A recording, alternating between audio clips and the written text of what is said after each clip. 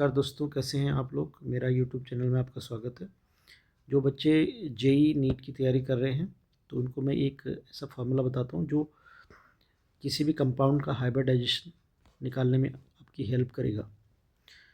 तो मैं इसका शॉर्टकट फार्मूला लिख लेता हूँ।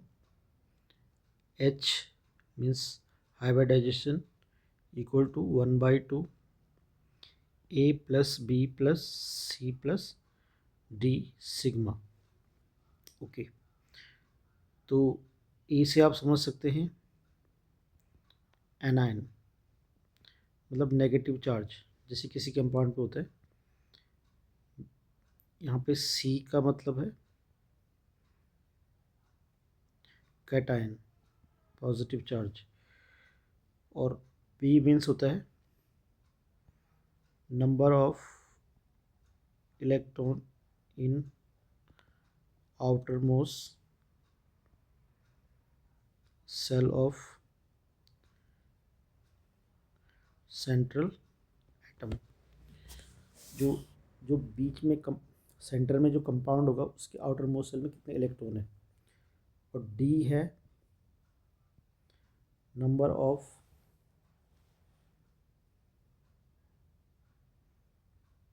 Atoms, number of mono atoms, like जैसे hydrogen, chlorine, bromine. Mono atoms कह सकते हैं जिसकी बैलेंसी +1 ±1 होती है। ठीक है, तो आप ये फार्मूला याद कर लें। तो मैं एक एग्जांपल बताता हूँ, जैसे CH4 का हाइब्रिडाइजेशन क्या होगा।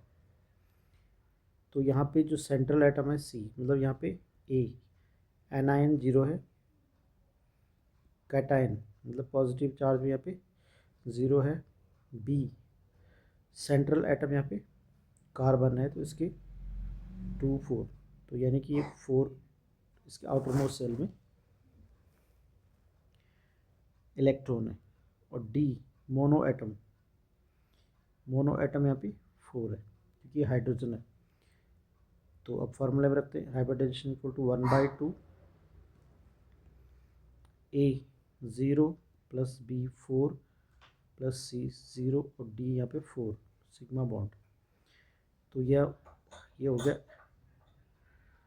8/2 यानी कि 4 सिग्मा बॉन्ड आ गया। तो फिर इसको आगे बढ़ाते हैं। 4 सिग्मा, अगर 4 सिग्मा बॉन्ड होता है तो 1 सिग्मा S के लिए, S में केवल 2 ही इलेक्ट्रॉन रहते तो इसलिए 1 सिग्मा, और P में जो इलेक्ट्रॉन रह सकते हैं वो 6 इलेक्ट्रॉन और 3 ऑर्बिट होते हैं, तो यहाँ पे 3 सिग्मा, तो यानी कि ये हो गया आपका sp3। इसका हाइब्रिडाइजेशन हो गया sp3। इसी तरह आपको CO2 में फाइंड करना है।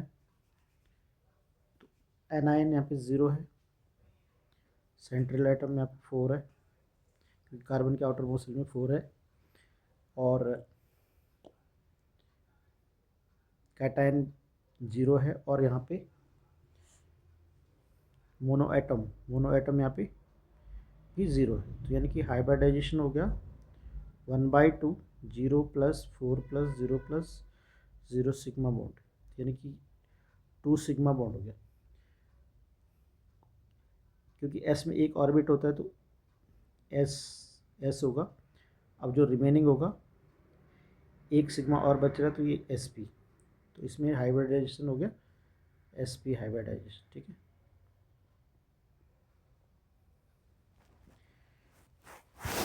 इसी तरह आप और के भी निकाल सकते हैं। जैसे आपको SO2 का फाइंड करना है,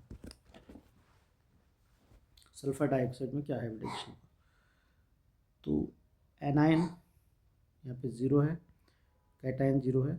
एनायन कैटायन उन्हीं पे ही होते हैं जिन पे बैलेंसी होती है, यहाँ पे बैलेंसी कुछ है नहीं। तो सेंट्रल एटम, तो S का यहाँ पे 16 होता है तो 2 8 6, तो यानी कि यहाँ पे 6 है। तो बी आपके पास 6 आ गया, और डी यहाँ पे मोनो एटम 0 है, तो हाइब्रिडाइजेशन जो हो गया 1/2 0 + 6 + 0 + 0 सिग्मा बॉन्ड, 3 सिग्मा बॉन्ड हो गए। कितना हो गया? 3 सिग्मा बॉन्ड यहाँ पे हो रहा है। तो 3 सिग्मा बॉन्ड होता है sp2 हाइब्रिडाइजेशन। अब इसमें फाइंड कर लेते हैं।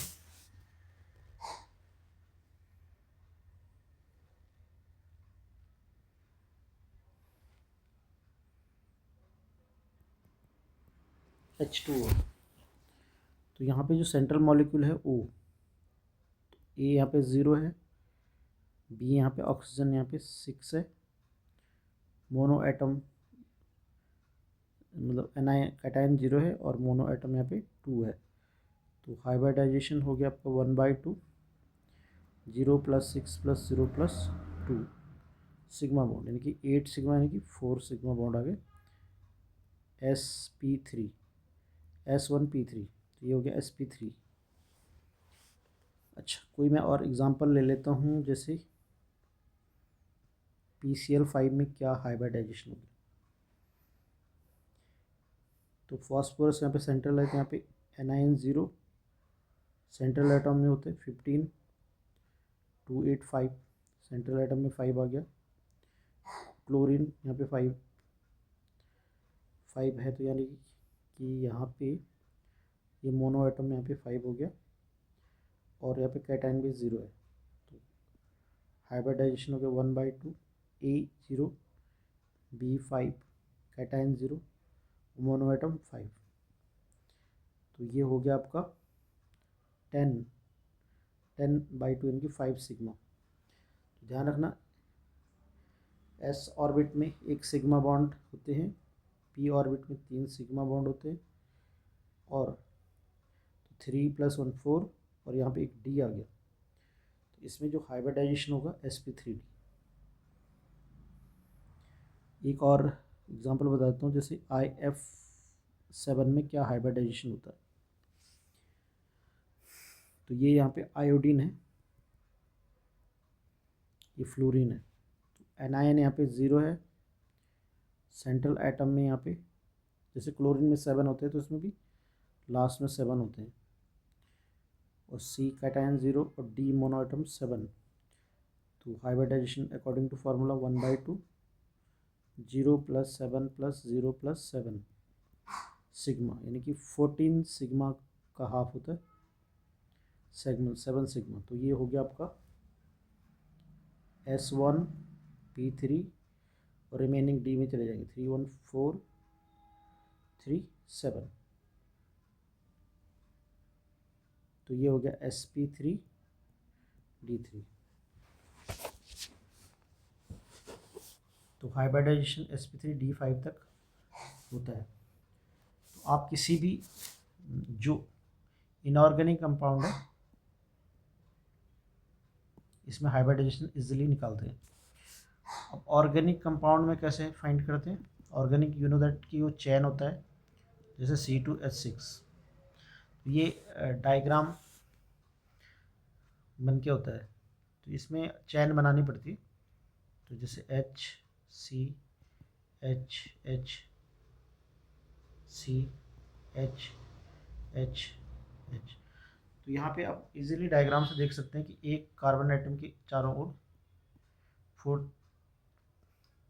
4 सिग्मा बॉन्ड है, तो यानी कि sp3 ये होगा। इसके चारों तरफ भी 4 सिग्मा बॉन्ड है, तो ये sp3 होगा।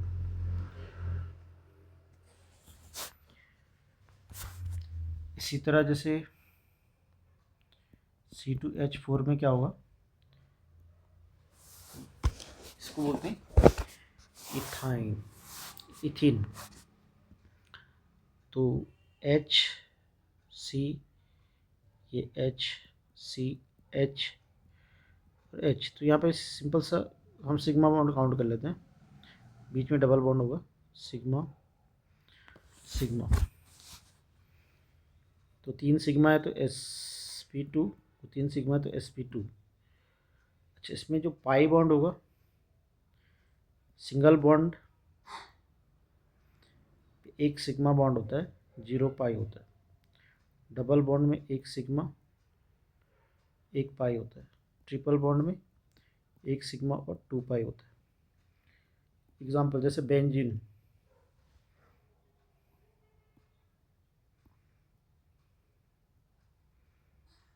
बेंजीन में हाइब्रिडाइजेशन क्या होगा और कितने सिग्मा कितने पाई बॉन्ड होंगे।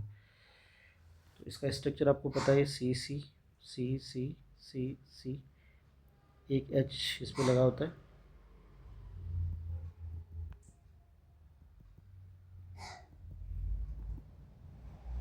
आपको क्या करना है, सी के चारों तरफ देखना कि कितने बॉन्ड है। Sigma sigma sigma sigma sigma sigma sigma sigma sigma sigma sigma sigma sigma. तो 3 सिग्मा एक कार्बन पे, 3 1 2 3 4 5 6 7 8 9 10 11 12 12 12 तो सिग्मा बॉन्ड है, और पाई बॉन्ड जितने डबल बॉन्ड होंगे उतने पाई बॉन्ड होंगे, यानी कि 3 पाई बॉन्ड होंगे। तो ये बेसिक जानकारी थी। तो आप इसी तरह हमारे चैनल को फॉलो करें और बेल आइकन को प्रेस करें, आपको इसी तरह की जानकारी आपको मिलती रहेगी। धन्यवाद।